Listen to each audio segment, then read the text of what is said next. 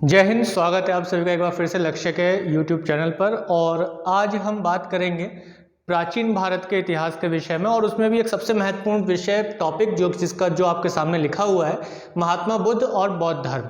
इससे प्रश्न अगर प्राचीन भारत के इतिहास से अगर कोई प्रश्न उठता है तो इस टॉपिक से प्रश्न 100% उठता है। और इससे जो प्रश्न उठते हैं वो टू द पॉइंट मैं आपको बताऊंगा कि एक सिंपल जो चीज़ें हैं वहाँ से आपको क्वेश्चंस जो है बड़े आराम से देखने को मिल जाते हैं, और वो जो पॉइंट्स होंगे वो टू द पॉइंट्स मैं यहाँ पे लिखवाता जाऊँगा। आप लोग आराम से जो है नोट डाउन करते जाइएगा, और फिर एक बार फिर से हम वही करेंगे कि इनसे रिलेटेड जब ये टॉपिक हम एक तरीके से ख़त्म करेंगे तो इनसे रिलेटेड क्वेश्चन आंसर का एक सेशन लेंगे, जैसे कि हम पॉलिटी के साथ हम लोग रेगुलर कर रहे हैं, और करंट अफेयर्स तो हम लोग रेगुलर क्वेश्चन आंसर्स के उसमें लेते ही हैं। तो यहाँ पर जो हम पॉलिटिकल जैसे ले रहे हैं कि एक टॉपिक ख़त्म हो जाता है तो उसमें हम क्वेश्चन आंसर करते हैं उसका एक वीडियो में, तो उसी तरीके से ये टॉपिक जब खत्म होगा हमारा एशियंट हिस्ट्री में, और एशियंट हिस्ट्री में भी यानी कि प्राचीन भारत के इतिहास में भी हम महत्वपूर्ण विषयों पर महत्वपूर्ण टॉपिक्स को डिस्कस करेंगे जिनसे हमारे क्वेश्चंस उठते हैं, ठीक है, और उनको समझने का प्रयास करेंगे, रटेंगे नहीं, ठीक है। तो यहाँ पे बेसिक से कुछ एक टर्म टूडा पॉइंट चीज़ों को हम लोग आगे लेके चलेंगे कि महात्मा बुद्ध और बौद्ध धर्म क्या है।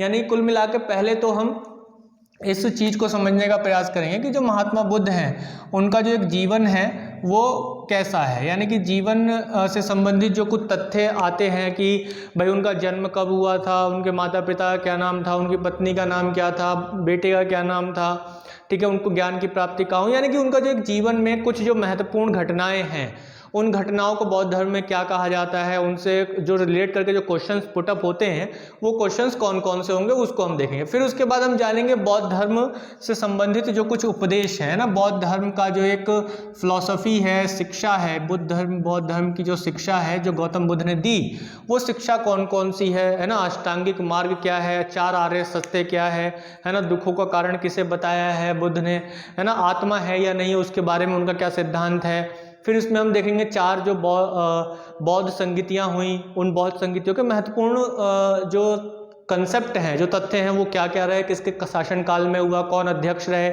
उन बौद्ध संगीतियों का उद्देश्य क्या था, हीनयान महायान क्या है, उसमें बोधिसत्व का क्या कंसेप्ट है। ऐसे क्वेश्चन जो है रेगुलर बड़े आराम से बड़े ही प्यार से जो है आपके एग्जाम्स में उठ जाते हैं। तो अब हम शुरू करते हैं इसको, और इससे भी रिलेट करके अगर कोई डाउट आपके माइंड में रहे तो जरूर पूछिएगा। देखिए, इतिहास एक ऐसा विषय है जो परिवर्तित नहीं होता है, बड़े आराम से जो है वही चीज़ें, तथ्य या कंसेप्ट रहते हैं जो बने हुए हैं। तो सिंपल एक कहानी की तरह, एक स्टोरी की तरह याद कीजिएगा, याद करने की जरूरत है, समझिएगा। देखिए, इतिहास को अंग्रेजी में कहते हैं स्टोरी, सॉरी माफ कीजिएगा, हिस्ट्री, है ना, माफ मत कीजिएगा, भले ही इसको समझिएगा, है ना, हाई स्टोरी, है ना।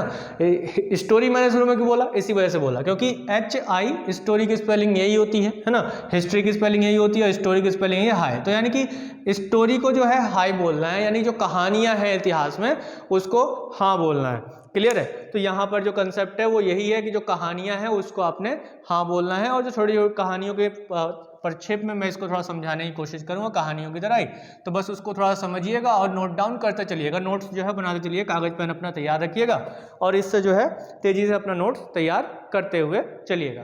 तो इसी के साथ ही तो महात्मा बुद्ध और उनके जीवन को संबंध में जो भी कंसेप्ट हैं वो क्या क्या रहे हैं उसको हम लोग अब देख लेते हैं वन बाय वन। तो सबसे पहले तो यहाँ पे हम देखेंगे कि जो बुद्ध का जीवन है उससे शुरुआत करते हैं ना, कि जो बुद्ध का जीवन, तो एक हेडिंग डालिएगा आप लोग, बुद्ध का जीवन। तो बुद्ध के जीवन से जो है इस चीज को, इस कंसेप्ट को जो है आप शुरू करने का प्रयास करते हैं। तो सबसे पहले बुद्ध का जीवन जब शुरू होगा तो सीधी सी बात है, जन्म होगा। भाई किसी भी व्यक्ति का जब जीवन शुरू होगा तो उसका पृथ्वी पर जन्म होगा या नहीं होगा।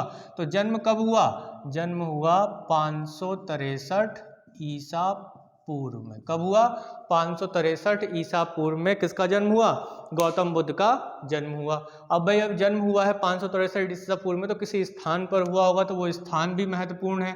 तो स्थान क्या है, स्थान जो है वो स्थान क्या होगा, आप लोग सभी जानते होंगे, जो जानते हैं कमेंट में जरूर बता दीजिएगा।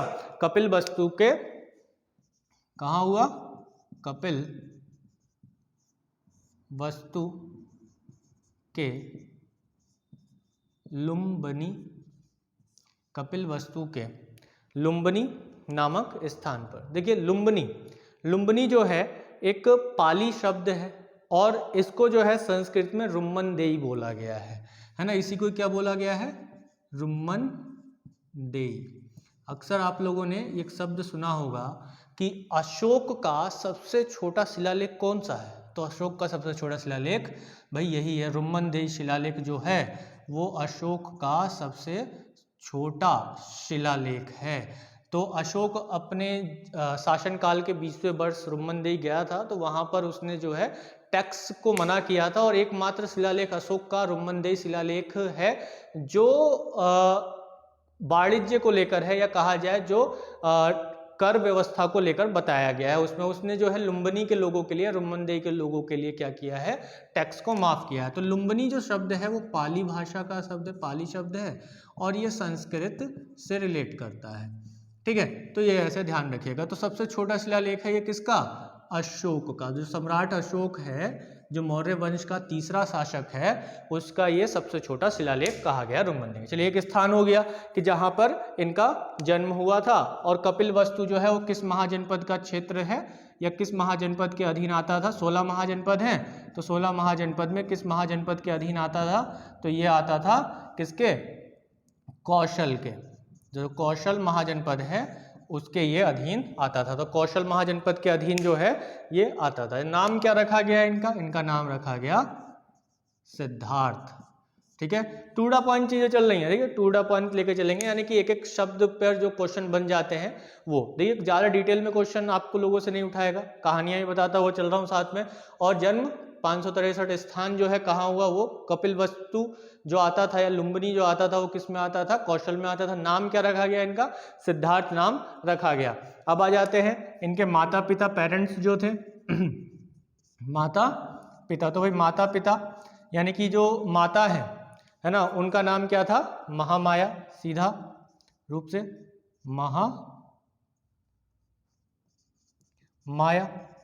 महामाया इनकी माता का नाम था। ठीक है, जो कि कोलीय गणतंत्र की राजकुमारी थी। ठीक है, कोलीय गणतंत्र की राजकुमारी थी कौन, महामाया, जो कि किनकी माता थी, बुद्ध की माता थी, सिद्धार्थ की माता थी। पिता का नाम क्या था, पिता का नाम था शुद्धोधन। जो शुद्धोधन है वो कौन थे, शुद्धोधन जो थे वो शाक्य कबीले के, कौन से कबीले के, शाक्य कबीले के शासक थे, शाक्य कबीले के शासक। तो शुद्धोधन जो थे वो शाक्य कबीले के शासक थे। शाक्य का अर्थ होता है क्या, शाक्य का अर्थ होता है सिंह, यानी कि शेर। ठीक है, तो ये कबीले का नाम था शाक्य कबीला। तो ये शाक्य कबीले के शासक थे, शाक्यों के राजा थे कौन, शुद्धोधन। और पिता का नाम क्या है, शुद्धोधन, माता का नाम महामाया। ठीक है, इसके बाद एक क्वेश्चन और उठता है, इसको मैं थोड़ा ऊपर से रफ कर देता हूं, मिटा देता हूं।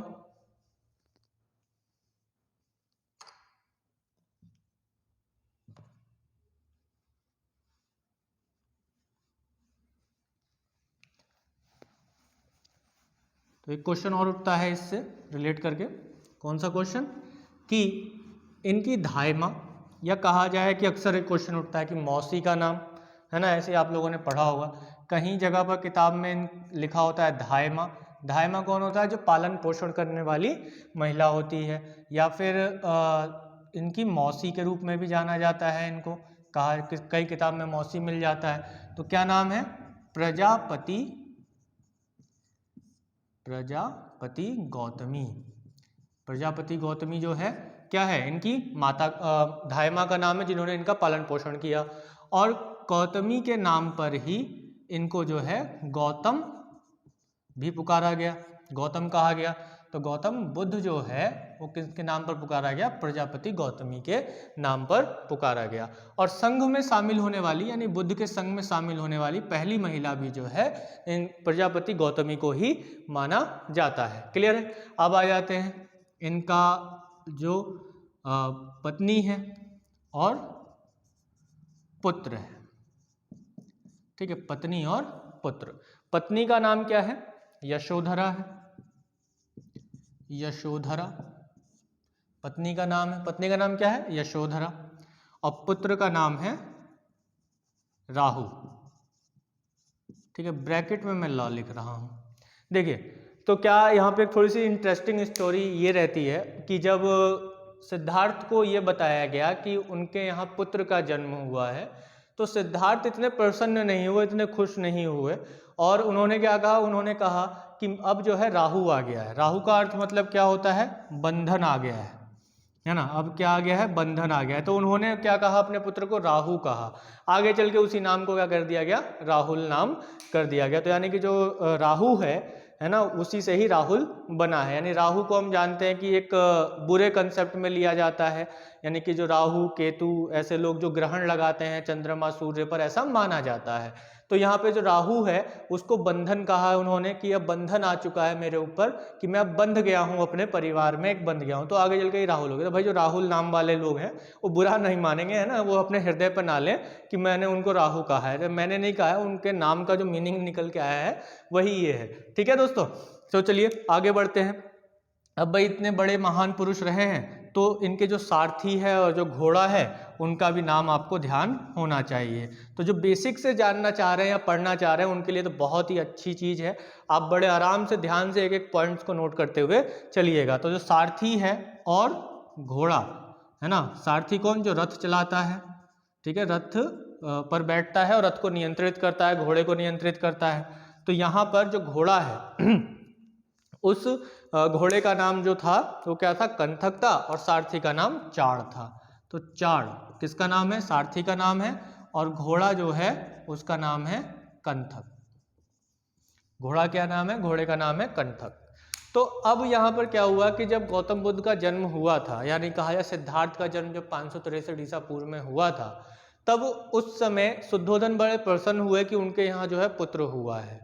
उन्होंने क्या किया कि अपने दरबार के जो ज्योतिष थे उनको बुलाया और कहा कि अपने बताइए कि जो मेरा पुत्र हुआ है यानी जो सिद्धार्थ है उसका भविष्य क्या होगा, है ना। तो हम सब इस कहानी से परिचित ही होंगे कि उन्होंने कहा कि आपका पुत्र जो है या तो चक्रवर्ती सम्राट बनेगा या एक महान संत बनेगा।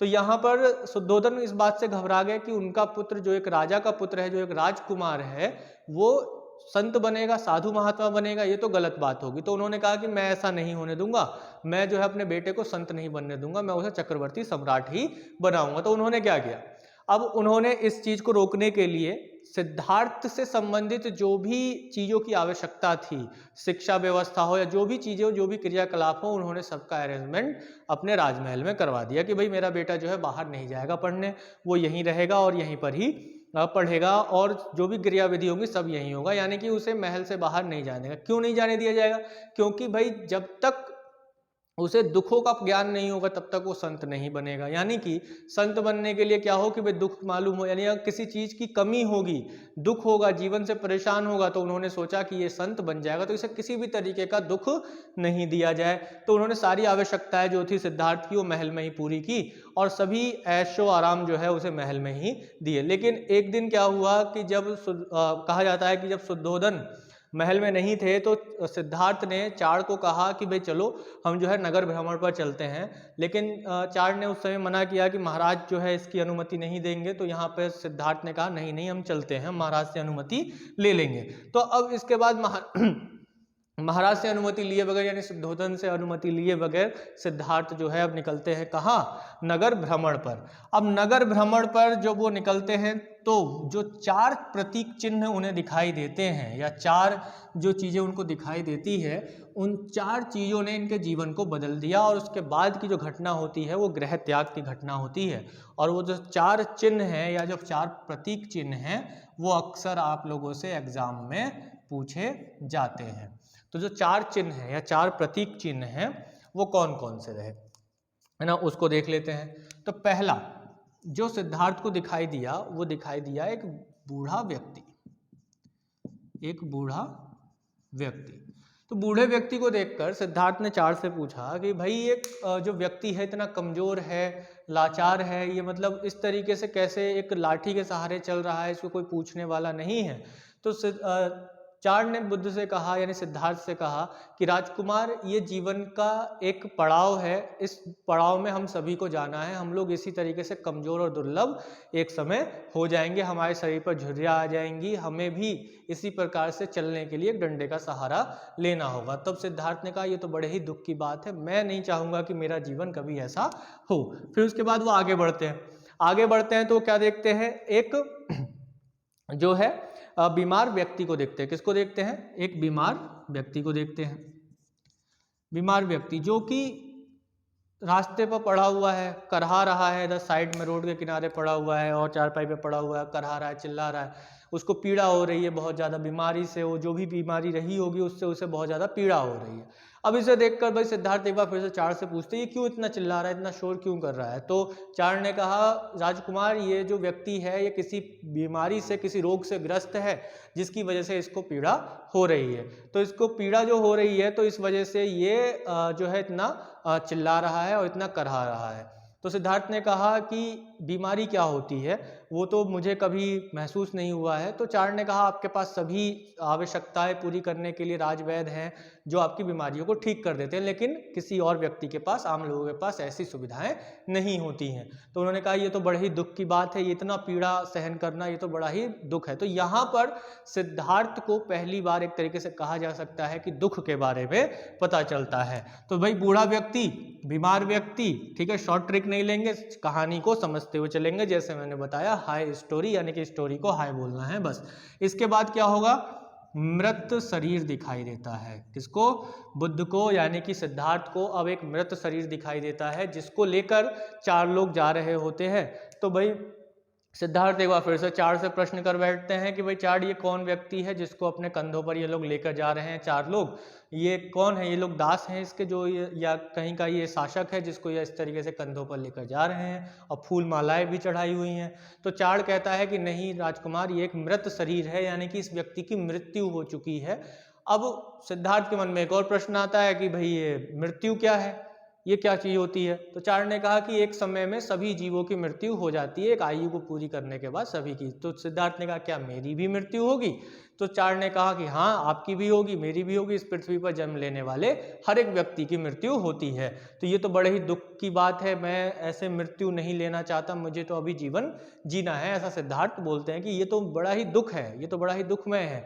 यानी कि एक बार फिर से उनको जो है दुख का आभास होता है, दुख का ज्ञान होता है। इसके बाद जो चौथा प्रतीक है जो सबसे महत्वपूर्ण कहा गया है वो है सन्यासी का चिन्ह। जो सन्यासी व्यक्ति है, जो एक सन्यासी है वो दिखाई देता है, जो कि अपने आप में अपनी धुनी में ही मस्त मलंग है, कपड़े फटे हुए हैं, शरीर पर भस्म है, हाथ में चिमटा लिए हुए बजा रहा है मजे से और नाच गा रहा है, और उसको किसी तरीके की कोई चिंता नहीं है, वो अपने ही मस्ती में मगन है। मलंग व्यक्ति दिखा, एक तरीके से एक सन्यासी व्यक्ति दिखा। तो सिद्धार्थ ने कहा ये व्यक्ति कैसा है, इसके शरीर पर ना तो ठीक से कपड़े हैं, इतना गंदा शरीर है, और ये कुछ बजा रहा है, हाथ में चिमटा लिए बजा रहा है और नाच गा रहा है, तो इसको क्या कोई दुख नहीं है? तो चार ने कहा कि नहीं महाराज, ये क्या है, ये एक सन्यासी है, और एक सन्यासी को जो है सभी मोह माया से वो दूर रहता है। उसको एक कहा जा सकता है कि लोग कहते हैं कि सन्यासी को जो है परम सुख की प्राप्ति हो जाती है। तो अब सिद्धार्थ के माइंड में आता है कि ये ऐसा कौन सा परम सुख है जो मेरे पास नहीं है? मैं इन तीन लोगों को, ऐसे लोगों को देखकर पीड़ित हूँ, मेरे अंदर इस बात का भय है कि मैं एक समय बूढ़ा हो जाऊंगा, कहीं बीमार ना पड़ जाऊं या मृत्यु ना हो जाए मेरी, मुझे इस बात का भय है। लेकिन इसे तो किसी बात का भय नहीं है, ये इतना खुश क्यों है, इतना प्रसन्न चित्त क्यों है? मेरे पास सारी सुविधाएं होने के बाद भी मैं अभी इतना प्रसन्न नहीं हो पाता हूं। तो मुझे वही चीज चाहिए जो इस सन्यासी के पास है। तो अब इस चार चिन्हों के बाद या चार बातों को देखने के बाद और सन्यासी को देखने के बाद क्या होता है, ग्रह त्याग की घटना घटित होती है, कि जिसे कहते हैं ग्रह त्याग। ठीक है, तो ग्रह त्याग की घटना को बौद्ध ग्रंथों में क्या कहा गया है? बौद्ध ग्रंथों में कहा गया है महाभिनिष्क्रमण। ठीक है, क्या कहा गया है बौद्ध ग्रंथों में? महाभिनिष्क्रमण। अक्सर ये प्रश्न पूछ लिया जाता है कि ग्रह त्याग की घटना को बौद्ध ग्रंथों में क्या कहा गया है? महाभिनिष्क्रमण। तो ग्रह त्याग लिख लेना बड़े प्यार से और आराम से नोट्स बनाते चलो ऐसे चूड़ा पॉइंट कि महाभिनिष्क्रमण। तो जो महाभिनिष्क्रमण है वो बौद्ध ग्रंथों में कहा गया है किसे? गृह त्याग की घटना को महाविनिष्क्रमण कहा गया है। महाविनिष्क्रमण यानी गृह त्याग मतलब भौतिकवादी जीवन से दूर, एक भौतिकवादी जीवन से दूर होकर एक सत्य की खोज करना या शांति की खोज करना। ठीक है, गृह त्याग यानी कि भौतिकवादी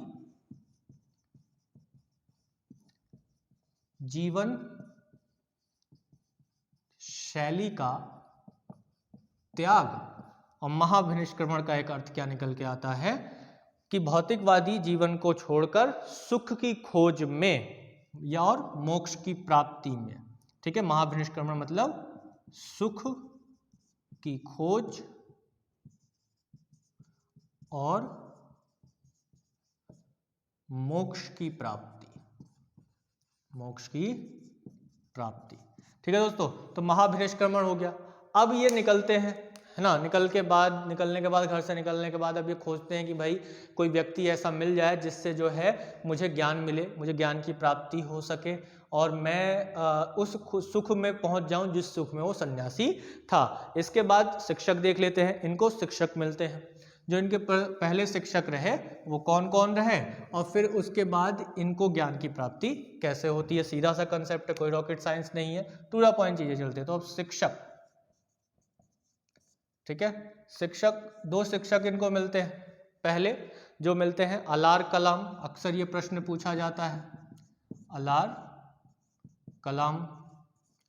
और फिर उसके बाद रुद्रक रामापुत्र, रुद्रक रामपुत्र।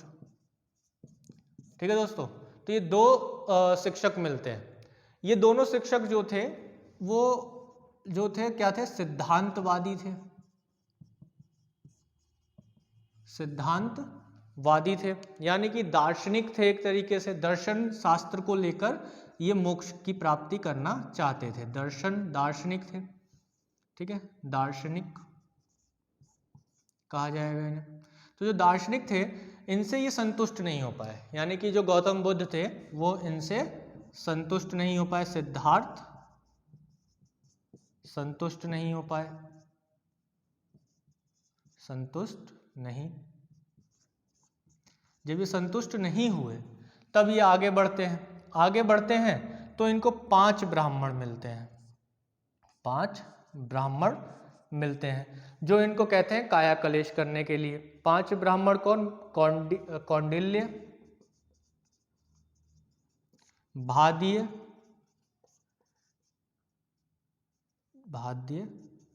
तात्य, महानाम और अश्वजीत। ठीक है दोस्तों, तो ये 5 ब्राह्मण मिलते हैं। अब ये 5 ब्राह्मण क्या कहते हैं कि भाई तुम काया कलेश करो, तुमको जो है तभी मोक्ष मिलेगा, काया कलेश। अब ये काया कलेश क्या होता है? काया कलेश कहा कि भाई तुम अपने शरीर को नोचो, खूब नोचो, बालों को उखाड़ो, ठीक है, अपने आप को कष्ट दो, इतना कष्ट दो कि तुमको जो है दुख की अनंत प्राप्ति हो, यानी कि जब तुम दुख से ऊपर चरम सीमा पर पहुंचोगे तो तुम्हें जो है सुख अपने आप ही प्राप्त होगा। तो 5 ब्राह्मण, इन 5 ब्राह्मणों को ध्यान रखना, वही 5 ब्राह्मण हैं जिनको जो बुद्ध के प्रथम पहले शिष्य भी बनते हैं, यही 5 बनते हैं, क्योंकि इन 5 को ही आगे चल के बुद्ध अपना पहला उपदेश भी देते हैं। तो इन 5 का नाम मैंने इसलिए लिखा है, ऐसे नहीं लिखा है टाइम पास को, ठीक है, तो नोट डाउन कर लेना अच्छे से। अब इसके बाद बुद्ध जो है इनसे उन्होंने किया, पूरा शरीर मतलब अपना नोचा ओचा, है ना, अपने आप को कष्ट दिया, लेकिन उसके बाद भी उन्हें जो है संतुष्टि नहीं मिली। उन्हें कुछ ऐसा अनुभव नहीं हुआ कि भाई अब जो है मुझे मोक्ष मिल जाएगा। तो ऐसा जब अनुभव नहीं हुआ तो अब हम क्या करते हैं, देखते हैं कि बुद्ध को ज्ञान की प्राप्ति होती है। अब ये ज्ञान की प्राप्ति कैसे होती है कि बुद्ध को जब इनसे कोई किसी तरीके का एक तरीके का संतुष्टि नहीं मिली कि भाई हमको जो है ज्ञान मिल गया या सुख की प्राप्ति हो गई, ऐसा कुछ नहीं हुआ। तो बुद्ध क्या करते हैं, चुपचाप चले जाते हैं और कहाँ पहुँचते हैं, बोध गया पहुँचते हैं। ठीक है, गया जिला है कहाँ, बिहार में, वहाँ पे बोध गया नामक जगह है। वहाँ निरंजना नदी के तट पर एक पीपल का वृक्ष है, वहाँ उस पीपल के वृक्ष के नीचे चुपचाप बैठ जाते हैं और चिंतन करने लगते हैं। तो वहाँ तक वो बैठे रहे, 49 दिनों तक वो बैठे रहे वहाँ पर, ज्ञान की प्राप्ति हुई। ज्ञान की प्राप्ति का मतलब इस तरीके से नहीं, उन्होंने चिंतन मनन किया कि कैसे जो है आसान तरीकों से हम जो है मोक्ष पा सकते हैं, सुख पा सकते हैं या ज्ञान पा सकते हैं। तो ज्ञान की प्राप्ति कहाँ हुई, बिहार के गया जिले, ठीक है, गया जिले के भी कहाँ, बोध गया में, है ना। अभी उस जगह क्या नाम है, बोध गया। बोध गया में कौन सी नदी बहती है, निरंजना नदी बहती है। कई बार ये क्वेश्चन पूछा है, किस नदी के किनारे, निरंजना नदी। निरंजना नदी के किनारे कौन सा पेड़ है, पीपल का वृक्ष है। पीपल के वृक्ष के नीचे कितने दिनों तक बैठे रहे, कितने दिनों तक बैठे रहे, 49 दिनों तक बैठे रहे।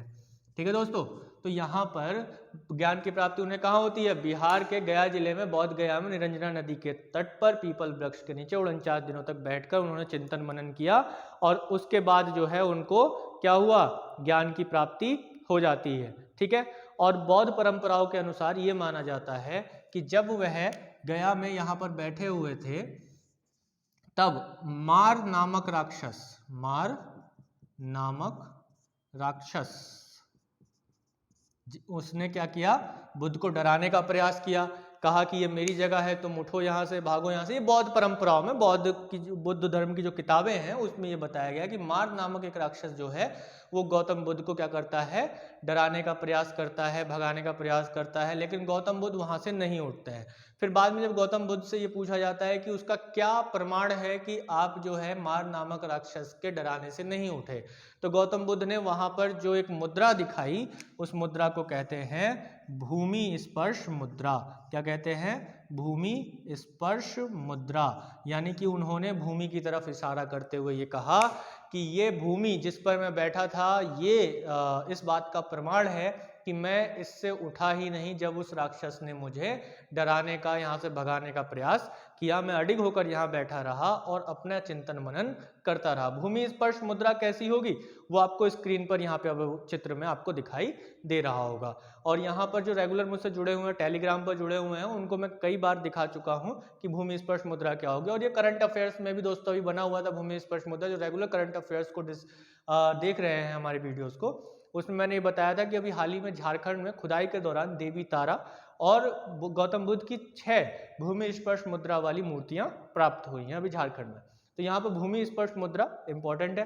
तो भूमि स्पर्श मुद्रा की जो मूर्तियां हैं वो अभी झारखंड से मिली हैं। तो करंट अफेयर्स से भी जुड़ जाता है मैटर थोड़ा सा। तो बुद्ध परंपराओं के अनुसार जो है मार नामक राक्षस ने उन्हें यहाँ से हटाने की कोशिश की, लेकिन वो यहाँ से नहीं हटते हैं। फिर इसके बाद क्या होता है, प्रथम उपदेश या ज्ञान की जो प्राप्ति होती है उसे क्या कहा जाता है, उसे कहा जाता है निर्वाण। यानी कि निर्वाण की प्राप्ति हो गई, ज्ञान की प्राप्ति हो गई। अब इसके बाद आता है प्रथम उपदेश। क्या आता है, प्रथम उपदेश। तो गौतम बुद्ध ने प्रथम उपदेश कहाँ दिया, गौतम बुद्ध ने प्रथम उपदेश दिया सारनाथ में। सारनाथ कहाँ है अभी वर्तमान में, वाराणसी में। ठीक है, वाराणसी में सारनाथ है अभी। और वहां पर सारनाथ में एक मृगदाव, क्या है, एक मृगदाव वन है।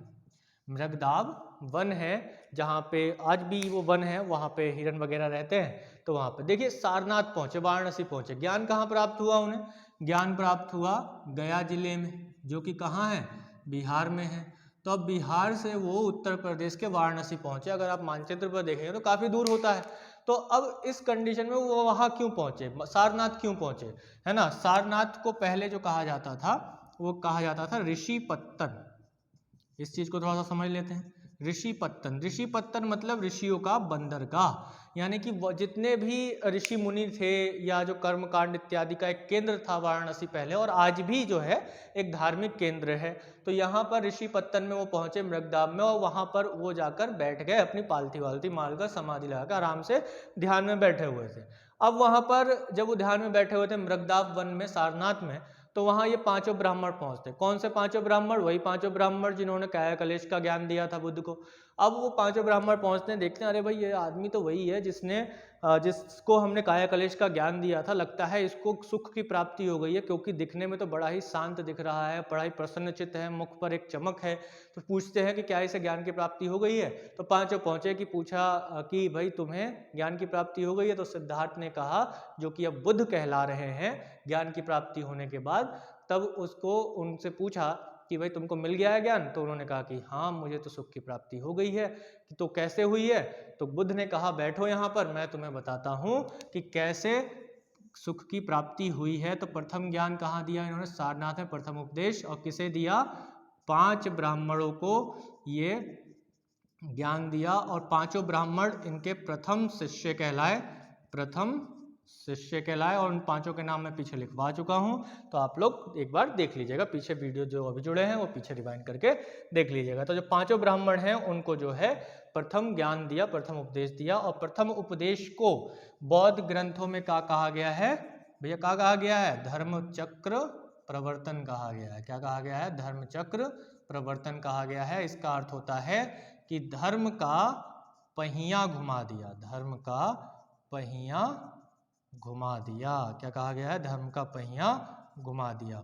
तो ये कहा गया, यानी कि अब एक नए दौर की शुरुआत हो गई, एक नए धर्म की शुरुआत हो गई, जिसमें मोक्ष को प्राप्त करने के लिए, ज्ञान को प्राप्त करने के लिए एक सरल और आसान तरीका जो है गौतम बुद्ध ने यहाँ पर बता दिया है।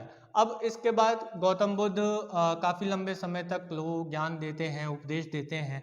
इसके बाद गौतम बुद्ध ने जो सबसे अधिक उपदेश दिए वो कहाँ दिए? अक्सर ये प्रश्न पूछा जाता है, तो कहाँ दिए? श्रावस्ती में। सबसे अधिक उपदेश जो दिए वो कहाँ दिए? किस क्षेत्र में दिए? श्रावस्ती में। श्रावस्ती कहाँ है अभी वर्तमान में? उत्तर प्रदेश में है भाई, उत्तर प्रदेश में है, ठीक है, उत्तर प्रदेश में है।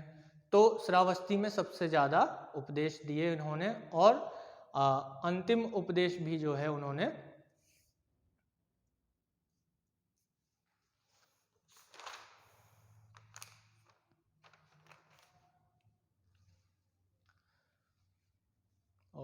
अंतिम उपदेश भी जो है उन्होंने कहाँ दिए? श्रावस्ती में ही दिया। श्रावस्ती में भी किसको दिया अंतिम उपदेश? सुभद्द नामक व्यक्ति को। किसको दिया? सुभद्द नाम का एक व्यक्ति है, उसको जो है अंतिम उपदेश इन्होंने दिया श्रावस्ती में, ठीक है। देखिए क्या हुआ था कि उस समय कुशीनगर में एक गांव है, कसिया गांव है ना। कौन सा गांव है? कसिया गांव। कहाँ पर? कुशीनगर में। कुशीनगर कहाँ है भाई? कुशीनगर भी जो है वह उत्तर प्रदेश में ही है।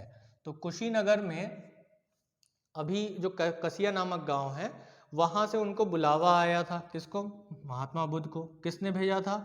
एक चुंद नामक लोहार था, उसने बुलावा भेजा था कि उसके यहाँ कोई फंक्शन था, कि बुलावा भेजा था कि महाराज आप आइए हमारे यहाँ, और जो है हमारे यहाँ ये फंक्शन है, आप हमारे यहाँ आकर भोजन ग्रहण कीजिए। तो महात्मा बुद्ध कभी किसी को मना नहीं करते थे, वो चले जाया करते थे। तो गौतम बुद्ध जो है जा रहे थे, तो रास्ते में सुभद्द मिला, सुभद्द को उन्होंने उपदेश दिया। फिर उसके बाद वो आगे बढ़े, और कुशीनगर या उस समय अगर सब ऑप्शन में आ जाए कुशीनारा, तो उसी की बात हो रही है। तो वो लोहार के घर पहुँचते हैं, और रास्ते में जो है वो सुभद्द को उपदेश देते हैं। कुशीनगर में कसिया गांव में पहुंचते हैं, चुंद नामक जो एक लोहार है, चुंद जो नाम का एक लोहार है, उसके घर पहुंचते हैं, उनके यहाँ वो भोजन करते हैं। वो कहते हैं कि उन्हें फिर फूड पॉइजनिंग हुआ, और उसके बाद जो है उनकी मृत्यु हो जाती है।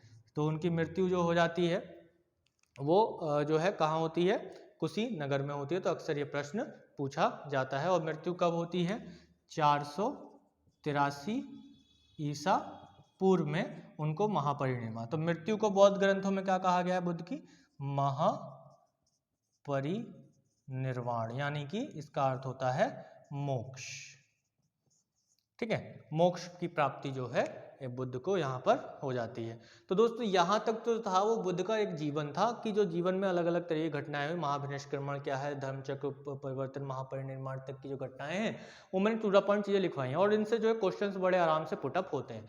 अब इसके बाद बचता है कि जो बौद्ध धर्म के उपदेश है, यानी कि गौतम बुद्ध ने कौन कौन से उपदेश दिए, जो त्रिपिटक है उसका कंसेप्ट क्या है, उसको हम जो है अगली वीडियो में डिस्कस करेंगे। तो ये वीडियो आप लोगों के लिए ने कुछ सीखा है इस वीडियो से, और आप लोगों को गुरु दक्षिणा देनी है मेरी, तो ज़्यादा ज़्यादा शेयर कर दीजिए अपने दोस्तों में, और उन्हें जो है रिकमेंड कीजिए कि वो सब्सक्राइब करें हमारे चैनल को, ताकि ऐसे ही और अच्छे और महत्वपूर्ण वीडियोस आप लोगों तक लाया जा सके। अगले वीडियो में हम इस पर डिस्कस करेंगे कि बुद्ध के उपदेश क्या थे और किताबें कौन कौन सी हैं। फिर उसके बाद तीसरी वीडियो में कोशिश करेंगे, दूसरी वीडियो में वो खत्म हो जाए, फिर तीसरी वीडियो में हम जो है क्वेश्चन आंसर्स इसके डिस्कस करेंगे। तो यहाँ तक के लिए धन्यवाद। जय हिंद।